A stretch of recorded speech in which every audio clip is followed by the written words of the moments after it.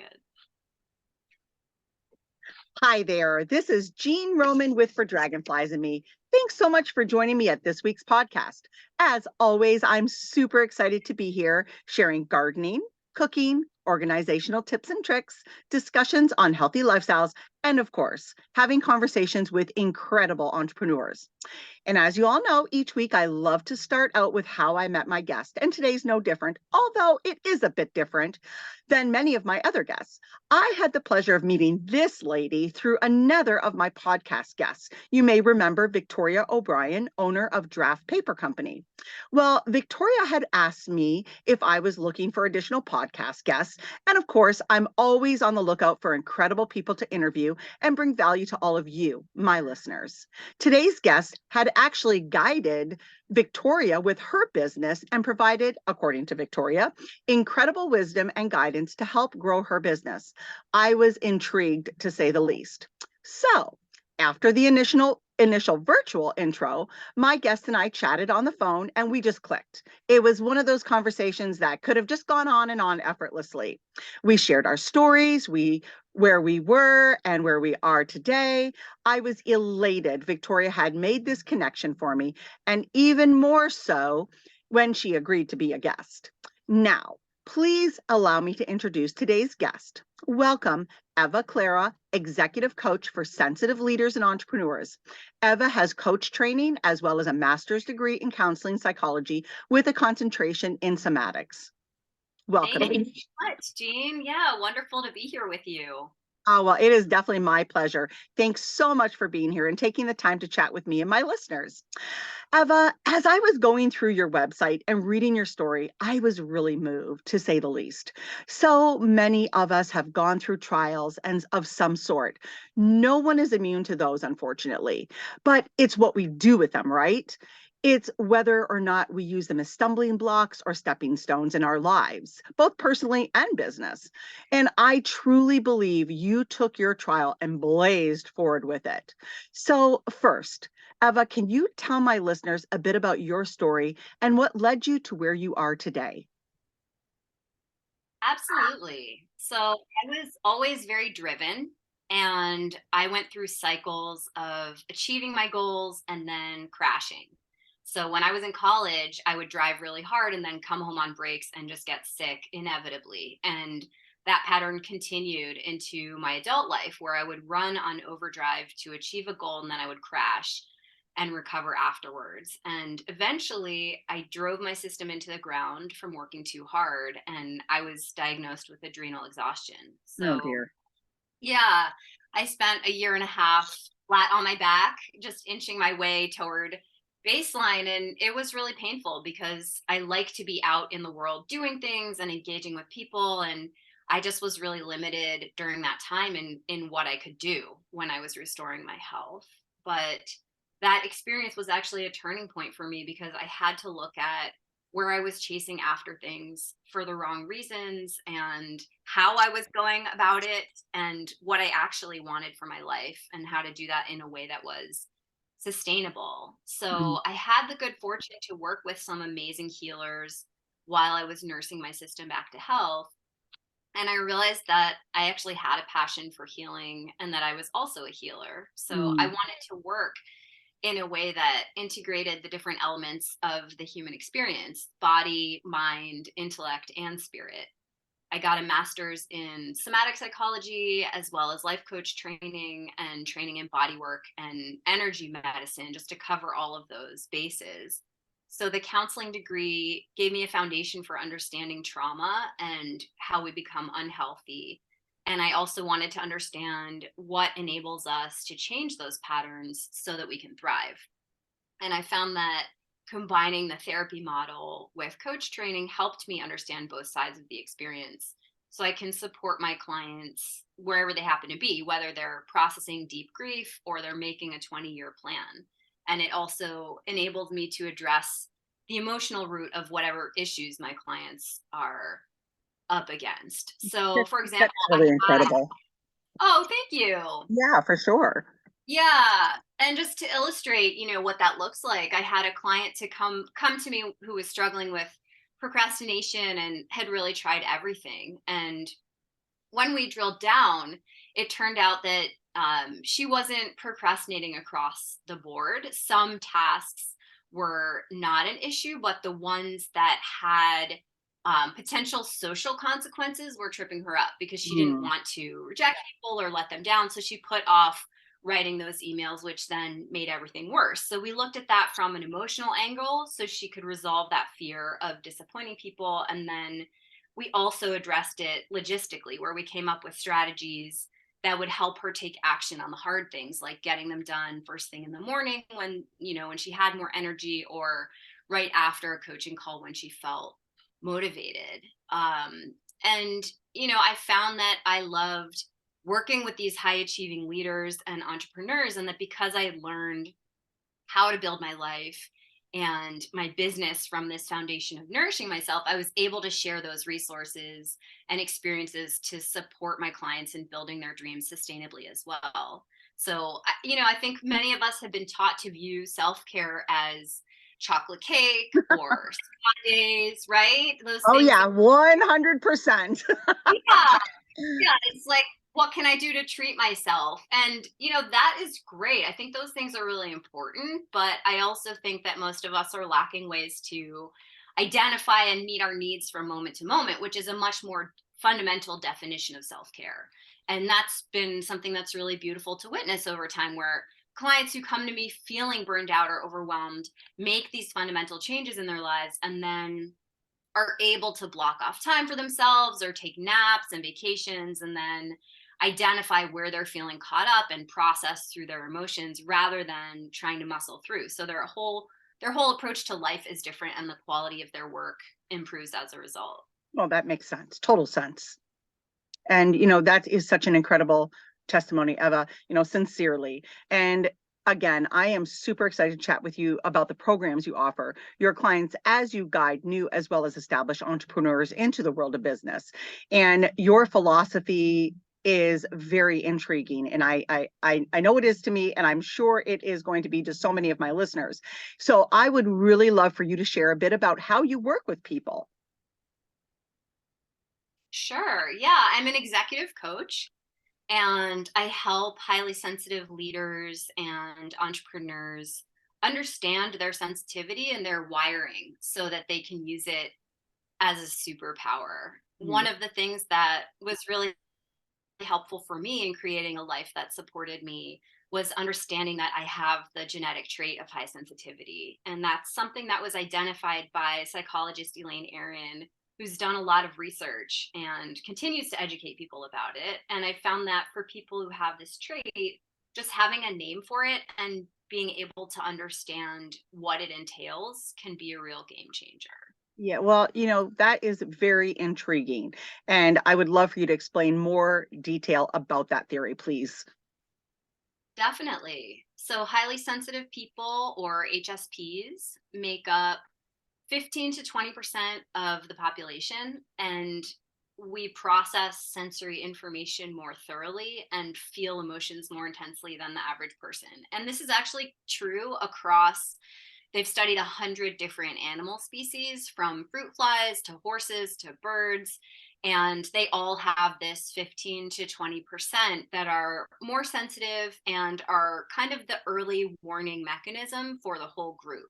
So they've found that if that subgroup gets taken out, actually the whole group dies, because they're the ones that feel if something in the water is off, or they can hear predators approaching. And so with humans, it's that way too. We're kind of an early warning mechanism, things that maybe don't disturb other people, but that are actually disruptive to us, to our organism. We can feel more intensely, and then that brings awareness. Mm. So that's the sensitivity piece, and then I also have a lot of drive, as I mentioned. And so for a long time, these two seemed to really work against each other, the sensitivity and the drive. But as I learned more about the sensitivity, I was able to create a life that actually nourished me, and to channel my drive in sustainable ways instead of those crash and burn cycles. And over time, I noticed that a lot of my clients were also achievers who were highly sensitive. So I started specializing in helping other sensitive leaders and entrepreneurs understand their wiring so they can turn their sensitivity from a liability into an asset. Right there, that is an incredible concept.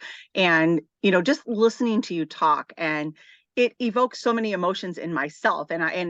Prior to us recording this and going over the script and, reading your thoughts and looking at your website, I just thought, wow, this is really incredible information. And I really believe there are so many people out there that have this trait and just don't understand it. And I love that you're explaining it. So I would please go on. I don't want to interrupt you. Yeah, no, I think I'm glad you're saying that. I think it's something that can make a difference in the lives of a lot of people because actually, just a couple of weeks ago, I had a client who their kid was struggling. And in just hearing the description, I said, I'm wondering if your child might have these traits, if they might be highly sensitive.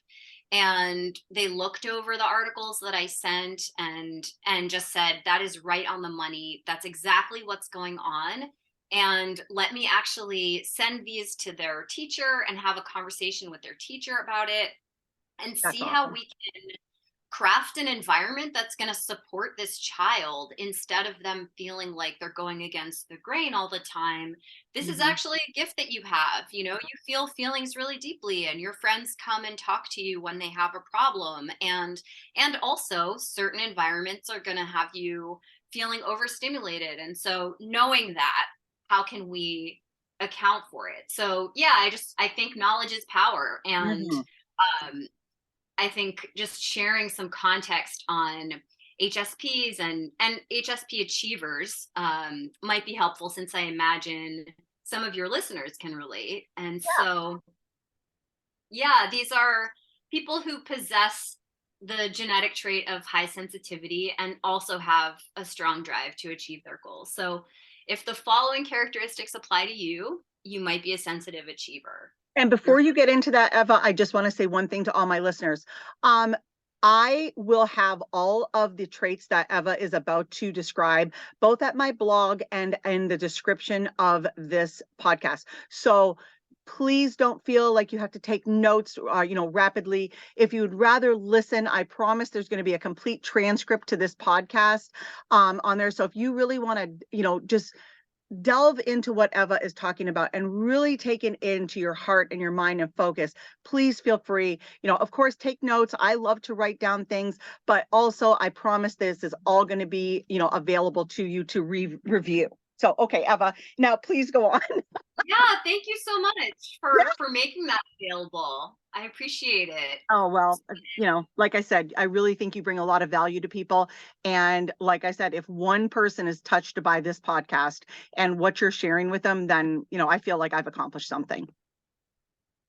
Thank you so much, Jean. Yeah, it means a lot to me. I mean, this is really, I feel, part of my purpose and the journey that I've been on. And so I appreciate having the opportunity to share these tools with other people where I've seen them make such a difference in my own life and the lives of my clients. For sure. So yeah. So here's the list of characteristics again, just for sensitive achievers.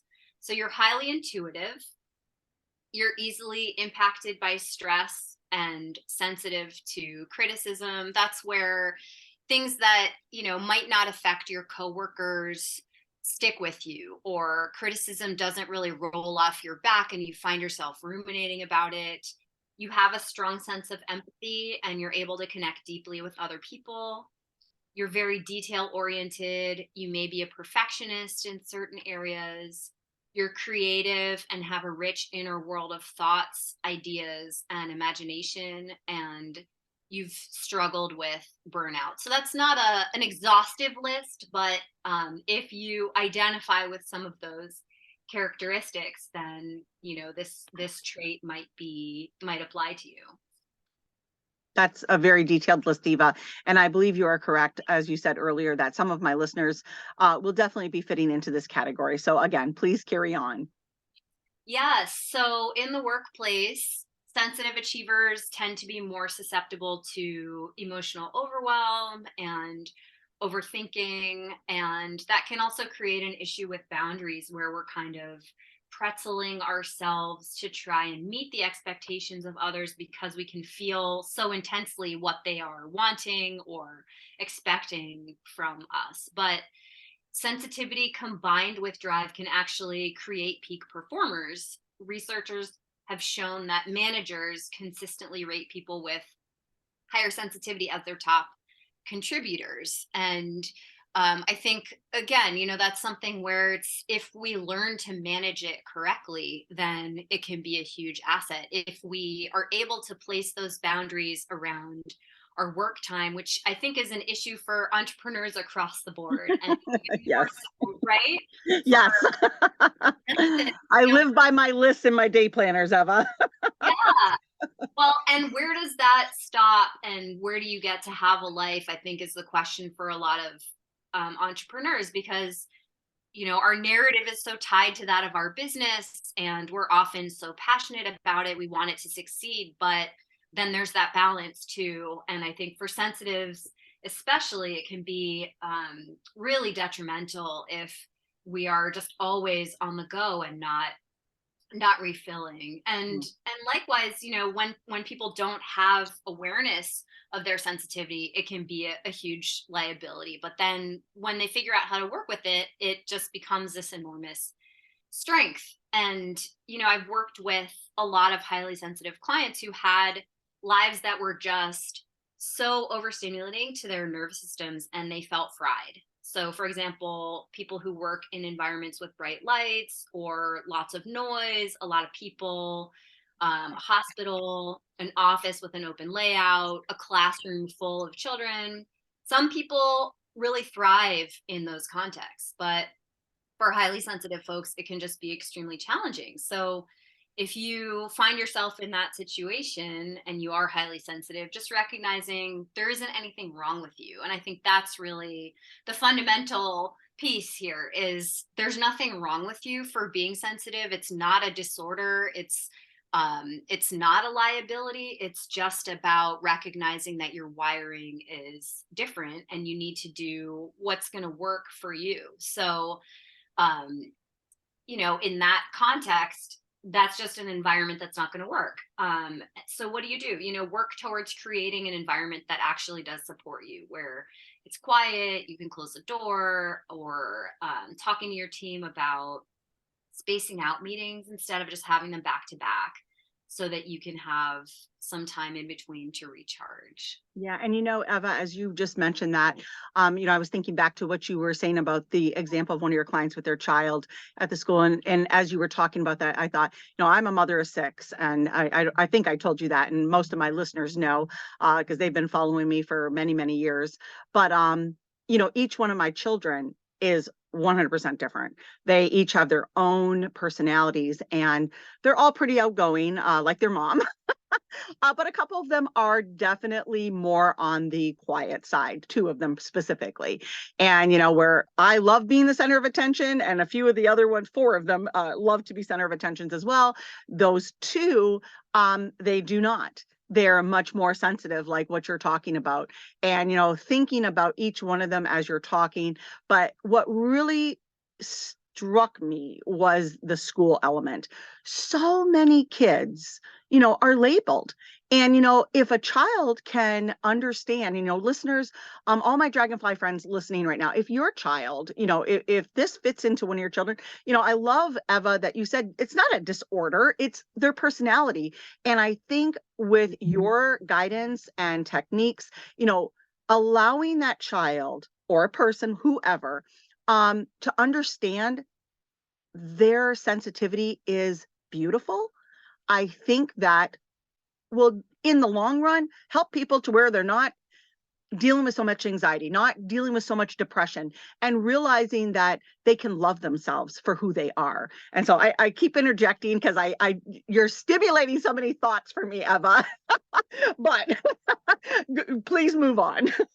No, that's amazing what you're saying. I mean, I think it's such an important point that as parents, it's really our job to figure out who is this child that 100%. we're, being given the opportunity to steward. And I think that analogy can actually carry over to a management context too. If you Mhm. have a team, really understanding the makeup, the temperament of each person on your team and what's going to serve them so that they can ultimately do their best work and work together in the best way with everyone on the team. And part of this, you know there's different assessments that can be helpful. One of them that I use is the Colby assessment and an Enneagram, and this just, it can shed light on why people act the way they act and what their motivation is, and what they need to function at their best. So I love that you brought that up, because I think um, having the opportunity to work on a team or in a workplace that includes awareness of these different aspects can be really healing for people and can actually draw out the best in them. Mhm. I agree 100%. And I could go on and on again, um, I I worked for the Dearborn Downtown Development Authority, and we were a group of subcontractors. And my boss, I'm going to say her name, Christina Shepard Decius, was literally the best boss I have ever had in my life. And she implemented that with each one of us. And she really knew how to drive me personally with her techniques. And it was like, I'm a pretty aggressive person. I'm not always sensitive, and I'm a real go-getter. And she was able to utilize my skills and some of my weaknesses um, to accomplish the goals that we needed for our team. And there was five of us, and each one of us very different. We had a very sensitive empath who I love her to pieces, Helen Lambrick. She's going to be one of my podcast guests. She's a marketing professional, and her heart was always, she was the heart of the team, and she was incredible. She always had that a way of like bringing us together in love. And,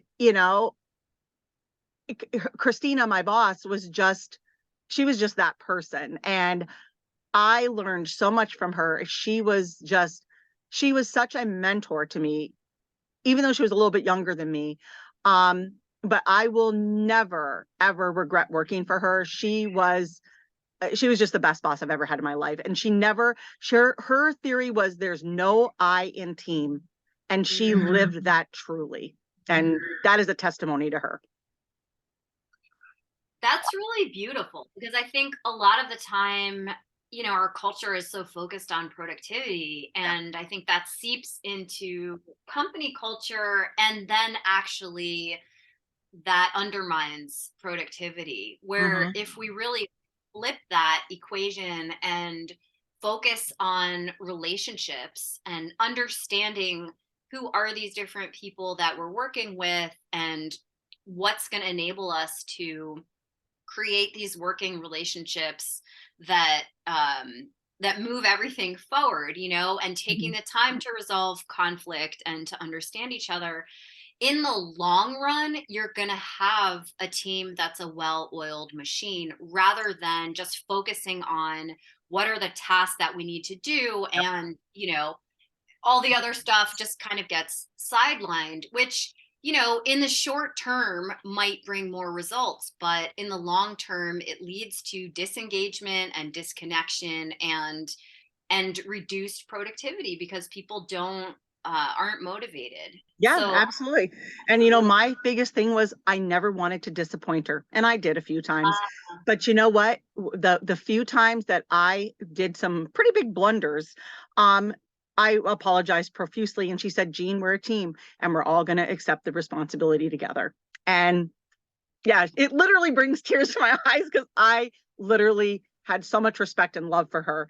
And yeah, my biggest fear working for her was disappointing her. And but she never made me feel that way. It was just because I felt so much respect for her. And so, anyways, let's move on. We can digress a lot, I think, well, like our thank you. first I think conversation. It's important to have examples of what it looks like when it's working. And I think it's really valuable that you shared that, how invested you were and how much you cared because of the care that she brought to you and to the team. Yeah. So, yeah, I mean, I think along those lines with entrepreneurs, really looking at how you can approach things in your business in a way that's going to play to your strengths, to the strengths of the team, rather than trying to be someone you're not or having your team try and fit a mold. So, for example, with networking, often people think that they need to put themselves out there and meet a lot of people, even if they don't really want to. And, obviously there's going to always be aspects of our businesses that we don't love, but that's different than picking a strategy that fundamentally doesn't work for us. So, um, one example of this is a colleague of mine who's very introverted. She actually started out as a coach for highly sensitive people, and she didn't want to do any of the traditional networking stuff, but Mhm. she was really into social media when it was in its infancy. Okay. She actually built a business mostly through Twitter. She would look for the hashtag HSP or highly sensitive and engage in conversations with other people who were in that space, and then eventually build her list that way. And that's how her business grew in a way that really worked for her. So that's something that I stress with my clients is, not just taking time to get to know the people on your team, but also for yourself. What's going to work for you, and how can your strategy just evolve out of that, rather than having some kind of cookie cutter mold that you feel like you need to squash yourself into, and then the juice isn't going to be there because that's not who you are, and it's not what lights you up. Yeah. Yeah. And, when we were chatting in our initial conversation, determining what direction we wanted to take this podcast, I've said it already in this podcast as well. I felt a real connection because of how genuine you are. And, you and I both shared some details of our lives. And I remember mentioning what a gift you offer your clients as you have both the business and as well as that psychological and covered with your coaching. Your personal experience and education really do offer a unique opportunity and insight. And so, Eva, I would love for you to share how you incorporate and balance those two aspects in coaching your clients. Absolutely. I work with sensitive leaders and entrepreneurs across a wide variety of industries, from hospitals and nonprofits to universities and startups. But really, the essence of the work that I do with all of them is the same. And one of the principles that I work with is there's nothing to do, only to see, meaning that once you see the big picture, the next step becomes clear. And if you can't identify the next step yet, you're missing pieces. And then another piece of that larger context is seeing the problems we face as the things that we need to grow, because we actually need the problems in our lives to move to the next developmental phase and become more of who we are. So, what I'm doing is helping people solve those problems, both in terms of the content and then also in terms of how they're approaching their problems so that they can grow into the people that they want to be. So if I had to differentiate the two aspects of counseling and coaching, I would say that the coaching lens is more strategic, where the perspective I have from my counseling background is more focused on emotions, but actually in practice these are intertwined. So one example of this would be, I've worked with a fair amount of ex founders, people who have started companies and then left them either for another venture or for a role in the corporate world. And I remember working with someone who was a co founder of a company and then left that company and just was devastated. I mean, they had made the choice to leave, but I find that often for founders, it can feel very personal. As we were saying before about entrepreneurship, whatever your take on as your business is kind of your baby. Mhm.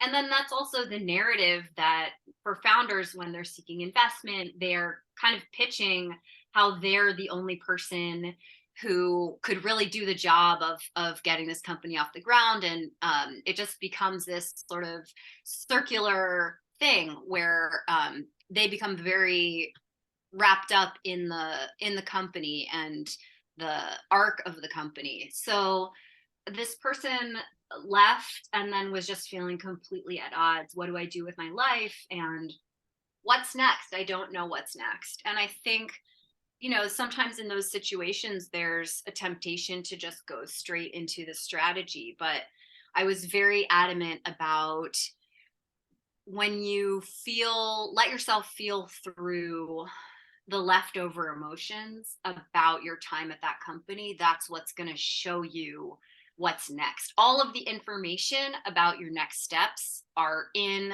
the murky negative emotions that you don't want to let yourself feel. So, Mhm. for a period of a few months, that's where we spent most of our time on the coaching calls, was just sorting through what was that experience, making sense of it, what were the positives, what were the lessons that came out of it, and then what would they have wanted to do differently, and just some of the leftover resentment, regret, anger, all of that stuff, and understanding what messages were essentially hidden in those emotions. And then once that was settled, it became very clear what they wanted next. And part of that was in really understanding, here's what didn't work for me at the company, both in the way that we ended up doing things, and also in my own personal patterns of people pleasing or whatever it is, the stuff that we got caught up in. So how can I take that information and inform that in making my next move? And so we generated a list of criteria that were important to them about the company culture that they wanted to be a part of, and what kind of work life balance and so forth. And from there it just moved very quickly. But I think that's a good example of both sides, where the emotions actually lead to the strategy. And if we had tried to jump into the strategy before the emotions, they probably would have ended up recreating some of the dysfunctional patterns that they had at their previous company at the next role. So now just kind of laid that context about how those elements are intertwined. One area where I find that the counseling piece is really helpful is in understanding trauma. And the way that I look at trauma, it's a signal that's too big for the nervous system to process. So it gets stuck, and then our development gets arrested in that area. And obviously, some traumas are more severe or recurrent, so the level of impact is different. But as human beings, all of us have the experience of trauma, that experience of something happens to us that's too big for us to process in the moment. Mhm. And if we know how to work with it and metabolize it, then we can mine those stuck places as a source of growth instead of resisting them and repeating old patterns. So the way that we shift those old patterns is by working with the negative emotions. And I mentioned before negative emotions as messengers, where they contain practical information for us about how to move forward. And the issue there is that most of us don't have the patience to stay with the discomfort of those emotions until we've received the message they have to give us. But that's a muscle that we can build. Yeah, I So, agree with that. A lot of people just don't want to deal with the pain, and it's like you try to move forward with it, but without dealing with it. right. And if you think about it, I mean, that's key to mastery, is being able to sit with your discomfort and say, something about that situation didn't sit well with me. I didn't like how I responded. Here's why, so that you can learn from it. Because otherwise, if we just try and skip over it and move forward, we can't grow. We never capture the lesson that was in the pain. So that's actually one of the markers of how you know that therapy is successful for therapists. They look at this is how much their clients are growing in the ability to sit with uncomfortable emotions. So just as an example of the power of negative emotions, at the beginning of the pandemic, I had a client who was experiencing a lot of anxiety, as many of us were. And there's no such thing as generalized anxiety. It always stems from a very specific cause. So I wanted to understand what in particular was making her anxious. And it turned out when we drilled down, she was anxious because she felt unprepared. And when we looked at what the anxiety wanted from her, it was for her to buy staples like lentils and pasta and to have more cash on hand. And so by sitting with the discomfort of her anxiety long enough to listen to it, she was given these very concrete action steps to go to the bank and get cash and then to stock her pantry. And then when she had those next steps, the anxiety completely released. And so I think that's such a great touchstone. I use that example all the time because the anxiety was really crippling for her, but the solution was actually not complicated at all. It just involved letting herself feel through the discomfort of the anxiety until she understood it, and then she could move forward. Okay, so I do get anxiety on occasion, and this example really triggered me. So at the time of this recording, just so yesterday, Dave and I were making a new recipe, and it was tamales. I've never made them before. And although I believe I'm a really good cook and I have good skills to prepare just about anything, I was like getting the colander with the tamales in ready and putting it over the pot of water and getting the foil wrap around it. And I suddenly felt this pang of anxiety. And I always tell Dave, and because he always helps me talk it through. Um, and so I needed to figure it out. And Dave is incredible and always helps me talk it through. But I admit, I'm a bit of a control freak. And after listening to this, that was it. I hated that I didn't feel 100% confident in myself and my skills in making these tamales. And like I said, I always talk it out loud. And anytime I feel like a pang of anxiety, I'll talk to Dave, I'll just talk it out loud to myself. But now thinking about it later, I can honestly say at that point in preparing the tamales, I felt out of control. And, mind you, the tamales turned out excellent. They were so delicious. And the recipe is going to be coming out shortly. But yeah, I Awesome. guess talking it out and just like hearing yourself say things out loud, like mantras and, saying, I can achieve this. I am powerful. I will accomplish anything I set my mind to. It's also with the negative self-talk, right? And telling myself, oh my God, are these, tamales going to turn out? And it's like, are they going to be a big bomb? But yeah, I totally get that. So again, another segue. It was segue into the next section of what you're talking about here.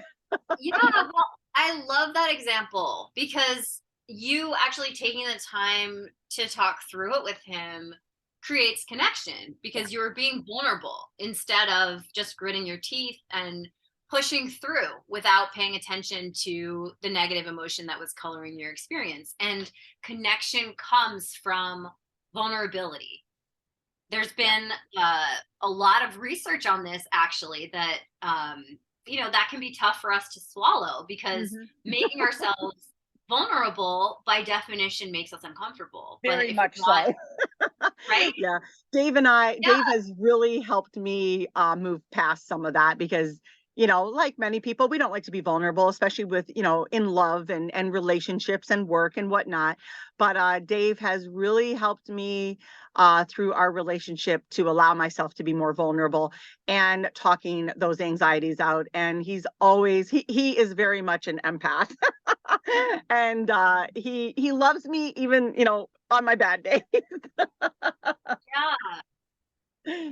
Well, that's really beautiful because I think that shows, intimacy comes from making ourselves vulnerable and uncomfortable. And if we want to feel connected, it's really a prerequisite. And that actually applies not just to relationships with other people, but also to ourselves. If we can't be vulnerable with ourselves about what we really want and what we're feeling, we just don't have any hope of doing that with other people. And I actually get clients all the time who, when I ask them about their ideal life or the dream they have for their lives, they just draw blank and say, I don't know. And then if I dig a little deeper, out comes this huge vision that's super specific of, I want to buy an old farmhouse and fix it up and live on land and host permaculture workshops. And I mean, it's just so specific, but I think people, we often don't allow ourselves to go there because it is so vulnerable. Even our own dreams, we hide them from ourselves because what if we can't achieve them? It's just, that would be devastating. So we don't even let ourselves dream. But what kind of life is that? What kind of life are you going to live if you don't even let yourself acknowledge your passion? So yeah, it all comes back to the discomfort of the negative emotions, Yep. letting yourself, right, like, Yep. wow, I hate this, but I'm gonna do it anyway because I know that that's the pathway through to get me what I want. So you can really see from these examples that emotions are not fluffy. It's not woo woo. They actually just contain practical information for us, and that if we try and sideline them and move forward anyway, we don't get to find out what they're telling us, and we miss out on that crucial information. And then we also go around feeling emotionally congested, and that impacts every area of our life. We can't hear the feedback our team has because we're irritated, or we go home and we blow up at our partner. Where if we had just taken the time to sit down a meeting after a meeting where we got triggered and let ourselves feel the feeling until it resolved, then we would have received the insight about ourselves and then also been able to clear our head so that we're ready for the next thing. Yeah. So, learning how to work with emotions is particularly important for sensitive achievers because we feel emotions more intensely, so they have more impact on us. And one of the big mindset shifts that I help people with is making your mental and emotional state the first priority, which is a huge shift for us to make because it's countercultural. The dominant Mhm. narrative in our society is that putting our emotions aside and muscling through, that those are necessary for success, which could not be farther from the truth. If you Right, think right. about, right, the best Yeah. ideas that you've had, did they come when you were completely overwhelmed and stressed out, or did they come when you were in the shower, when you were swimming, when you were out for a walk and you were just musing in a relaxed and receptive state? So I always think about kids when they're playing, where they're relaxed but they're also engaged. So what we're going for is really that relaxed focus where we're not too attached to the outcome. We're open, but we're also engaged. And if we make our state our priority, then we can do our best work. Tony Robbins actually talks about state leads to story, leads to strategy. So the state that I'm in is going to determine the story that I tell about myself, which is then going to determine the strategy that I generate. So that shows you really the importance of making state the first priority, because otherwise you're going to have a strategy that's going to lead you astray. And even if it's, we have, I'm a Tai Chi practitioner. We have a saying in Tai Chi, off by an inch, off by a mile. If you're off by an inch when you start, then, that's going to have huge consequences and land you off by a mile in the end. And we really can't afford that. So, again, it's this kind of virtuous cycle of, if we prioritize state, it's also going to prioritize productivity, which helps people to be motivated, which elevates their state, and then creating this ecosystem where it's sustaining, where you have these inputs that are helping people feel good, and then that leads to the results that you're ultimately looking for. And we've also seen the alternative, and it just really isn't pretty. I work with a lot of startup founders and folks in tech. And it's just really obvious that the mentality of productivity at all costs is actually super counterproductive and it leads to burnout in the long run. And I think, you know, the field of tech is maturing enough that people are starting to see this and correct for it. And so having the leaders of companies and organizations really model emotional hygiene sets an example for everyone else. And it creates an environment where it's not only safe, but encouraged to prioritize our state. And I think this is one area where sensitive leaders can really shine in modeling being present to our own emotions, to other people's emotions. And that's really how we turn sensitivity from a liability into an asset. And I know, for myself, because I always felt everything so much, there was a lot of shame that I needed to work through. Why is this seemingly inconsequential thing that didn't affect anyone else? Why is it taking me out? And, also just having a lot of practice and working with my emotions so I could have the different parts of myself be in communication to know what I needed to do moving forward. Cause I just, you know, I had no other choice. It was such a strong signal in my life that I needed to figure out how to work with it. And there's just been a lot of pain in that area for me. And we actually have the most pain in the area of our purpose because we have higher sensitivity in that area than other people. And this is across the board, not just for sensitive people. Like wherever, we have extra pain, other people don't have the same receptors, the same sensitivity to that thing. So it bothers us and other people can't meet that standard. So that's really where it's on us to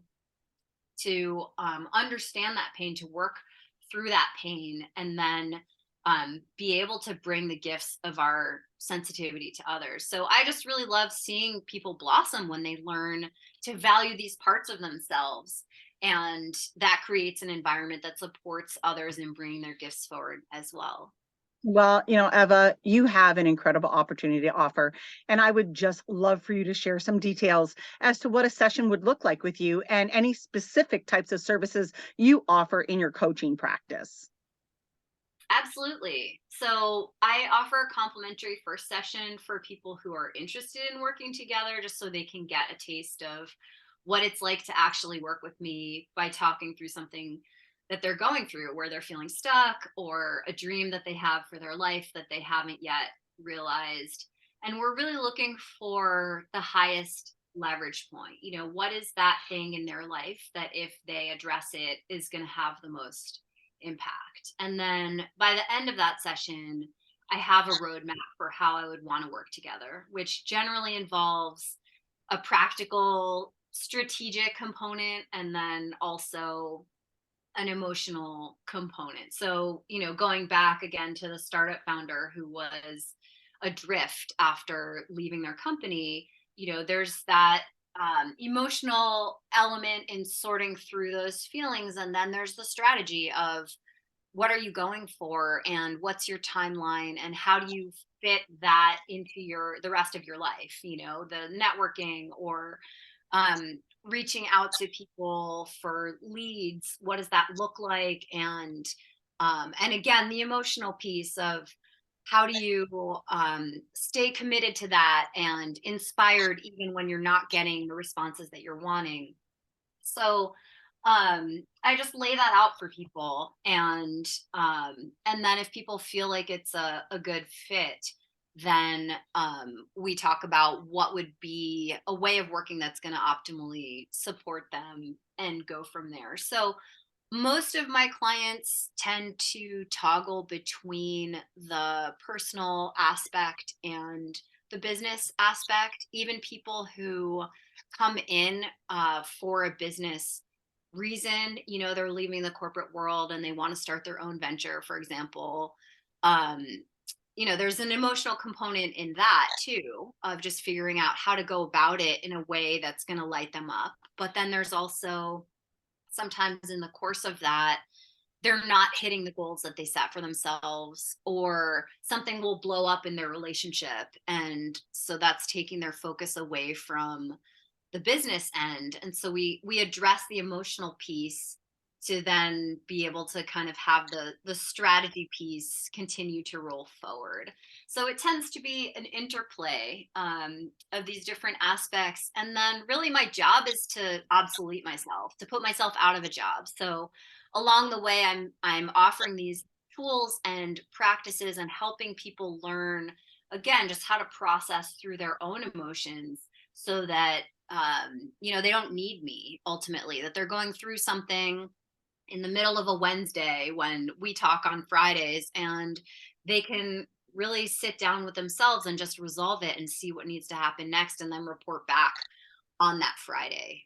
So that's my goal, is to just empower people into understanding themselves better and having the tools to be able to do what they want to do, and then ultimately making their lives into an ecosystem that is going to support them, where they don't have to work at it, but the external inputs from their environment are going to support them in living the way that they want to live. So that can look like setting a timer for meditation, so you don't need to think about it. It goes off, and then you go and get your cushion, and then that's your meditation time. Things like that, where their priorities are baked in and they're having the kind of experience that they want to have. So some people come to me for shorter term chunk of work, like drop job transition, and then I also have a lot of clients who have worked with me for years, and it's just that ongoing support and accountability and diving deeper. Okay, we've achieved this and this and this. I actually had a conversation yesterday with a client where we're circling back to where they started and their goals in the beginning of coaching and just checking in, and they had actually met all of those. So then we were looking forward. Where do you want to go next? What's your dream, and who's the person that you are now, which is different than who you were when you started, and where do you want to go from here, and how can I support you in that? Well, that is incredible. And quite frankly, Eva, I feel like this whole podcast has been a session for me. I really do feel like I gleaned so much from this. And I truly believe everybody listening has gleaned something. And with that being said, I would love for you to tell my listeners how they can connect with you. And before Eva goes into that, folks, again, all of this information is going to be both at my blog as well as in the description below in this podcast, again, with the transcript. So, but Eva, why don't you give them a little bit of information on how to connect with you? Absolutely. So my website is evaclara.life, and I'm at Eva Clara Life on Instagram. And then I've also got a podcast coming. I can't talk Yay. about it yet. Yeah, but there will be So more info. excited for you. Thank you. Yeah, I've been working on it and I'm very excited about it too. So also excited to share that with your listeners when it's live. The info I will be in the show notes. and I will be happy to share that out. So definitely keep me in the loop, and I will be glad to listen to it as well. But wow, this has been something else. And so, Dragonfly friends, if you have been dreaming of starting your own business, but just don't know how or where to start, this is an opportunity for you to acquire some guidance. And quite frankly, even if you need some guidance in personal transitioning into, different jobs, and like Eva was describing earlier, I really feel you can really, really grow in life overall with Eva's guidance. So if you have a foot on both sides of the fence and you're just not sure if you should take that leap of faith, today might be just the nudge you need. Thank you so much, Jean. It's been such a pleasure just getting to talk to you and hear a little bit more about your life and your business, and also getting to share with your listeners and be in that conversation that you've started with them. So thank you again for the opportunity. I've really loved it. Well, it has definitely been my pleasure. So, folks, to learn more about Eva and sign up for a free session, visit her website at www.evaclara.life, and you can also get more information at my blog at my website for dragonfliesandme.com. So, thank you so much again, Eva. And again, for Dragonfly and Me listeners, be sure to learn more about Eva Clara, executive coach for sensitive leaders and entrepreneurs. Again, go to her website at evaclara.life or for dragonfliesandme.com. Thanks for joining me today. And thank you, Eva, for sharing how you can help guide folks in starting their own business through both, personal and business techniques. Thank you so much, Jean. What a blessing. Yeah, well, thanks again. Please follow me here and at my blog at fordragonfliesandme.com. And if you haven't visited me on Facebook or Instagram, please like and follow me there for daily inspirations, recipes, and gorgeous photos. Until next time, friends, remember to eat fresh, shop local, and have a happy day.